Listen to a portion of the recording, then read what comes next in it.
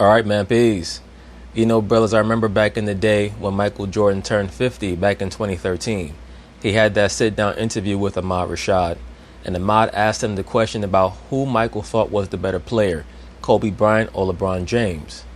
Well, Michael sat back and he acted as if he did not want to answer the question, and then he said Kevin Durant.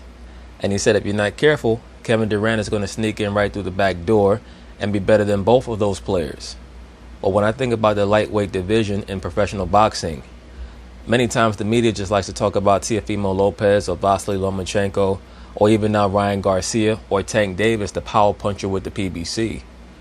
Well, if they're not careful, Devin Haney is going to sneak in through the back door and beat all of them. Now, I'm on record as saying that I'm not particularly that impressed with Devin Haney. I'm not that enthralled by his biomechanics and things of that nature. But he might be the fighter who can outwork them all because I think he's the best athlete of the bunch, and he might be the hardest worker. I think he certainly has the technical advantages over Tank Davis and Ryan Garcia. He might even be the better pure boxer than Teofimo Lopez. I think that his physique is better suited to being a lightweight champion than Teofimo, who I think holds on to too much muscle mass. And Vasily Lomachenko may have seen his best days. So who knows, Devin Haney might be that guy. Even though I've not been that impressed by him thus far, and he has yet to have a true signature fight other than his bout against Gamboa, which really you can't count too much because Gamboa, we know, is past it. He had a sit-down interview here with Max Kellerman that really impressed me. I liked his authoritativeness and his focus. So I have to say that my esteem pertaining to him ratcheted up a few notches just based on this interview. So anyway, they're going to talk about it. I'm going to chime in.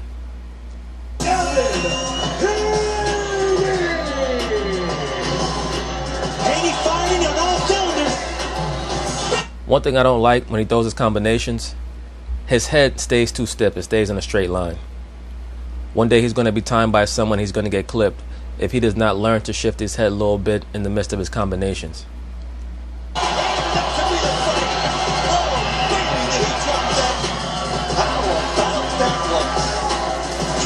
He squares his shoulders up a bit too much too in his combinations. But I mean, I'm just quibbling right now. We'll see what happens when he steps in there with better competition.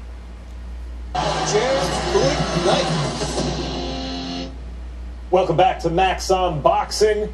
The lightweight division is the hottest in the fight game right now. There are 5 names that stand out at 135 pounds. Teofimo Lopez, who by virtue of his win against Vasily Lomachenko is considered the champion of the division. Tank Davis, an enormous star. I mentioned Lomachenko. Ryan Garcia just had a huge knockout win over Luke Campbell to establish him as a star. And Devin Haney, a man looking for a big fight. Welcoming into Max on Boxing right now, the aforementioned Devin Haney. You know, many times the best fighter in a weight class is the fighter that no one else wants to call out, no one else wants to name. Now, I'm sure that people are going to say, well, that's not really true. Devin Haney's been called out before. For whatever reason, certain fights have not happened, like him against Gary Russell, him against Tank Davis, so on and so forth. I mean, Devin's been called out to a degree, but I don't think that anyone's called him out seriously. Because I assess him as a fighter where there's great risk in fighting him, but the reward might not be that great. Now, from what I'm understanding, it's a high probability, or possibility, I should say, that Ryan Garcia may fight him next if the Tank Davis fight does not work out. We'll see what happens with that. As Devin Haney is going to state over the course of this interview, Ryan Garcia should be fighting him because Ryan Garcia is his mandatory since Ryan defeated Luke Campbell. Thanks for coming on the show today. Thank you for having me. Devin, what about that? You've done a great job getting your name out there, making people aware of you, but you've been unable so far to get another big name in the ring. Why do you think that is? Because I've already answered that question, Max Kellerman. Too much risk, not enough reward. A lot of these fighters are still trying to build up their brand, build up their name, and they don't want to fight each other too early. That's because they're scared to fight me. I've been trying to fight, the top guys. I've been calling them out. I was one of the first people to actually call for Lomachenko. That's true. When he was the boogeyman and no one wanted to fight him, and he was the pound-for-pound best, Devin Haney was the only one that kept calling for Loma. Meantime, Devin, I appreciate the fact that you're fighting whoever they put in front of you. You're winning. You're working your way up the rankings. If you can't get a shot, that's not your fault. As I said, you're doing also a very good job of getting yourself out there and promoting yourself. Nevertheless, to me, because Teofimo beat Lomachenko, who had collected all the belts, Teofimo's the lightweight champion of the world, like it or not. Well, he's the recognized lightweight champion because he has the best name on his resume. But as Devin is about to state, Teofimo does not have the real WBC belt. You feel about that? He didn't collect all the belts. I have the WBC title. I am the WBC world champion. He collected a franchise title, not a belt. A franchise title. He is not the undisputed champion. I am the WBC champion. So Teofimo does not have all the belts. But what I'm asking, Devin, is it's unclear who the best lightweight in the world is. All five of you guys need to fight and sort that out. But in terms of the traditions of boxing, the champion, the man who beat the man. All four of us. Loma lost. Loma's out of it. It's all four of us. So you think it's a single eliminator kind of tournament? No, what he's saying is that Loma lost. He stated explicitly what he's saying. And the reason why he's saying that is because, and I think not only him, but the other young fighters in the division don't respect Loma as much as the boxing pundits do, because many of them have tried to call out Loma to fight him in the past. And he's kind of shitted on them, made them wait, or disrespected them over the course of contractual negotiations, where either the fight fell apart or someone like a Teofimo Lopez had to just take whatever Loma gave him, and they're still resentful about that. I do notice that that's one thing that's uniform amongst many of these young fighters at 135. They're ready to shit on Loma quickly. They don't want to fight him. They don't want to give him a chance to get any of his belts back. And that may be because of how he treated them when they were calling him out for an opportunity. Who the best lightweight in the world is? Of course. You can't be the best lightweight in the world and you just lost. There's no way.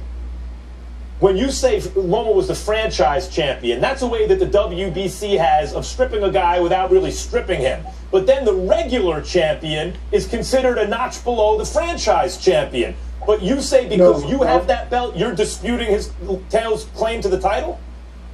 No, the franchise title is a way to duck your mandatory. I have mandatories. I'm the WBC champion, and I have mandatories. Loma didn't have mandatories. He got elevated to the franchise champion, and that's when I became. When I was mandatory, he petitioned to become a franchise champion to where he didn't have any mandatories. Devin Haney has mandatories.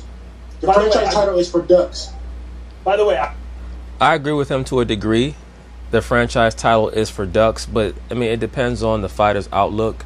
I think that certain fighters, if they're able to achieve a high enough level of acclaim, they'll accept the franchise title so that they can make big fights with other fighters where it's going to be more lucrative, while also not getting stripped of their regular title. But I understand what Devin Haney's trying to say here, or what he's saying explicitly here.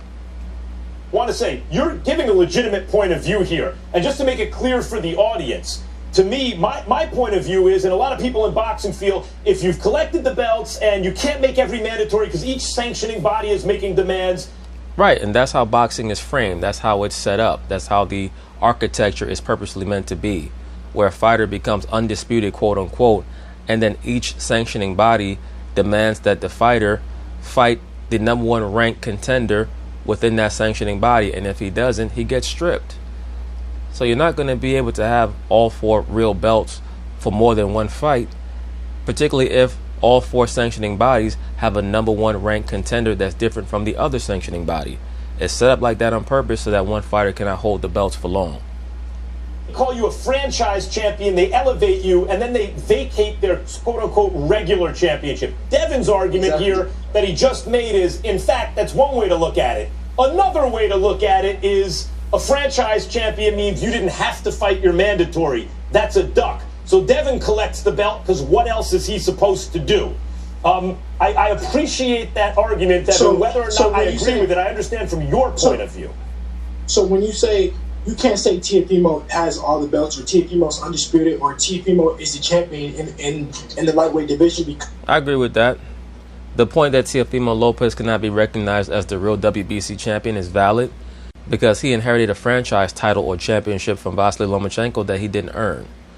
So in order for him to be recognized as the legitimate WBC champion, he will have to fight Devin Haney. So that point I get. Now, Vasily Lomachenko, he earned the right to be recognized as the WBC champion because he was the legitimate champion before he accepted the franchise title. There's still one more belt. He has a franchise title. I'm the WBC world champion. I understand your point. You and I could probably debate that for the next hour, but you're pursuing your professional goals and winning all of your fights. Ryan Garcia was on this show recently and said, you know what? He wants Tank Davis. Devin Haney should fight Teofimo Lopez, and then the winner of those two fights should fight. How do you feel about that plan? Well, the reason why Ryan Garcia said that, once again, is because he knows that Tank Davis is considered the moneymaker in the division. He's the only fighter that's fighting on pay-per-view. So Ryan Garcia understands that if he defeats Tank Davis, then he can head into the negotiations against Devin Haney and know that he's going to be considered the A side. He can head into the fight against Teofimo Lopez and know that he'll be considered the A side, if for no other reason the fact that he will have defeated the number one or the quote-unquote money-making top dog in the division. And now, even though these other fighters have the belts, they're going to have to negotiate with him based on the platform of economics. I feel like that's funny because Ryan Garcia just fought a title eliminator to become my mandatory. He's my mandatory. So instead of getting a shot at a world title, he'd rather go another direction. This is the first time in history that I ever heard of this. Well, that's why Ryan Garcia stated in his interview with Max Kellerman that he does not consider the belts as anything legitimate anymore. It's about who the fans want him to fight, which was pretty much a cop-out. That was his way of saying Tank Davis moves more units than Devin Haney does, so that's why I'm going to fight him. I never heard of anything like this, where two guys, meaning Luke Campbell and Ryan Garcia, fight for a title eliminator to go fight the champion and fight for the WBC title to go the opposite direction. It makes no sense. Tank doesn't have a belt at 135. Right, but he's more well-known than you. That's why, that's the bottom line of it. I get what you're saying, but that's the reason why Ryan's trying to do that. Now, we've seen in boxing history, sometimes it's the tortoise and the hare, right? Like one guy can jump out to a lead in terms of public perception, but usually the cream rises to the top. That when the dust settles, when the smoke clears, you see what's what, and those are the guys who get the super fights. Nevertheless, at least in the short run, when a guy makes a splash the way Ryan Garcia did, knocking out Luke Campbell, what you're just pointing out is it gives him economic clout, especially when he has 8 million Instagram followers. Are you saying that, so you have a belt, you're disputing Teo's claim to the championship, and you're saying this dude's my mandatory, but he's acting like the champion who's ducking me. Doesn't that point out that the belts are merely promotional tools and that the distinction of champion is separate from the belts? Well, Max, I have to ask you a question. Since you're going to act as if you're so stridently against the concept of a welterweight champion, of a lightweight champion based on who has the belt, if the best fight is only going to be based on perception, then how the hell can ESPN negotiate with any of these promoters if it's just going to be based on opinion and feeling? Because suddenly a promoter's going to be able to say, yeah, my fighter has lost his last 3 fights, but he's still the most popular. That's like the Oscar De La Hoya thing. Even Oscar De La Hoya knew, as popular as he was, that he had to fight belt holders and champions because that's how he was going to maintain his popularity. You just can't say, well, it's about who the people think is the best. No, it doesn't work that way. There's a reason why you have championship belts. You're fighting for something. That's how you get officially recognized. It's like you might be the best, the best marksman in the world, but we have to test you. We have a competition. Let's see who can hit the target out from the farthest away. And whoever can, you get a ribbon, or you get a belt, or you get a trophy, or you get, that's always been the way that champions have been recognized. So don't try to act like all of a sudden it doesn't matter who has the belt. It matters to a certain degree. Now, if you want to clean up the dirt of the sanctioning bodies and a lot of their skullduggery, then we can do that. But you're not just going to get rid of belts and tell fighters who've been fighting for trophies and recognition their whole lives, all of a sudden we're going to create a different criteria to determine who's the best. Now it's just going to be based on feelings and opinions like you're a politician. That's not going to work. I think that the belts are getting watered down in the sport of boxing. The sanctioning bodies and the organizations, they're watering the belts down to where the fighters are at a point to where they don't even care about the belts anymore. Which me, I'm different. I'm a fighter that when I got. The only way that you can stop caring about the belts is when you become so renowned and well known that the belt does not matter to you anymore. Like a Muhammad Ali, a Sugar Ray Leonard, a Roy Jones, an Oscar De La Hoya, a Floyd Mayweather. Those type of fighters, a Canelo Alvarez, where your name gets to be so big that you transcend the belt. But you need the belt and the recognition of the championship belt in order to get that recognition in the first place. It wasn't only to make money. It wasn't only to have fame. It was to collect belts. And at the end of the day, I'm making crazy money, but I want belts. I assume you put yourself at the top of the class in terms of who you think would beat whom, right? Rank the other guys. Tell me, between Teofimo Lopez, Vasily Lomachenko, Gervonta Tank Davis, and Ryan Garcia, how do you rank those guys, 1 through 4? Of course, I go me first. Of course, I go Teofimo Lopez. I go Tank Davis. I go Ryan Garcia. And I don't even put Loma in the category. Well, I would rank Teofimo Lopez first because he has the best victory of any of these fighters. Second, I'd probably say Devin Haney. Third, I would say Vasily Lomachenko because as of right now, I still think that he has a mental hold over Tank Davis. Fourth, I will put Tank Davis. And fifth, I'd say Ryan Garcia because I'm not quite sure about Ryan Garcia's ability to take a punch from a top lightweight. With the way in which Luke Campbell floored him, I'd have to worry about how he would respond to a hard punch from any of these top fighters in the lightweight division. Even though I think that Ryan Garcia is very talented offensively, I have to worry about his chin. Because he just lost to Teofimo. Yes. You know, Ryan Garcia could fuck around and be the Mexican version of Amir Khan. Who knows? Who's the biggest name fighter that you fought, in your opinion?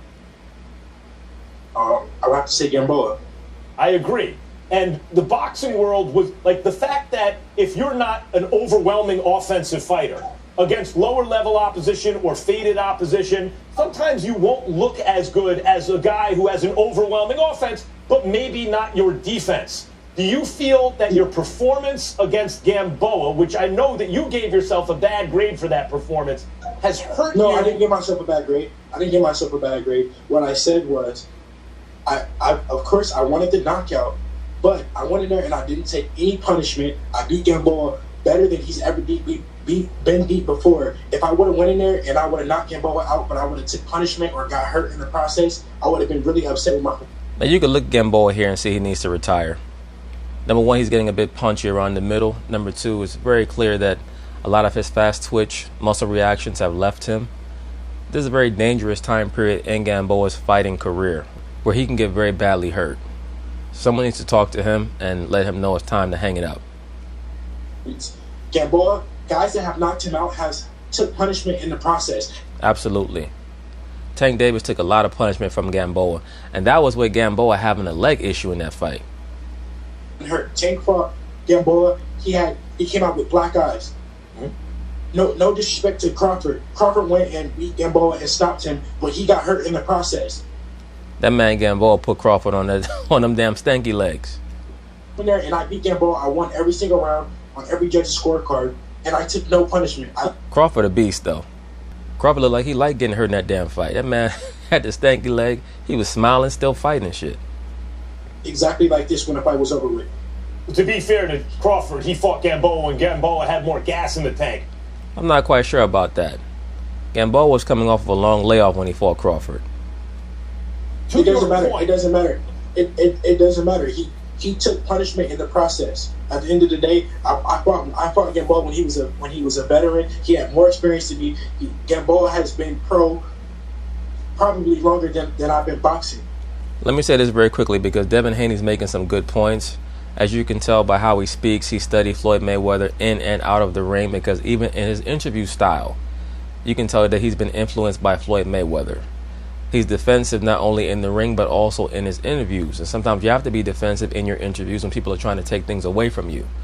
But he is going to have to understand that Floyd Mayweather grasped, especially in the lower weight classes, that he would have to step up his offense at 130, 135, and 140 to get the people more interested in him as a fighter.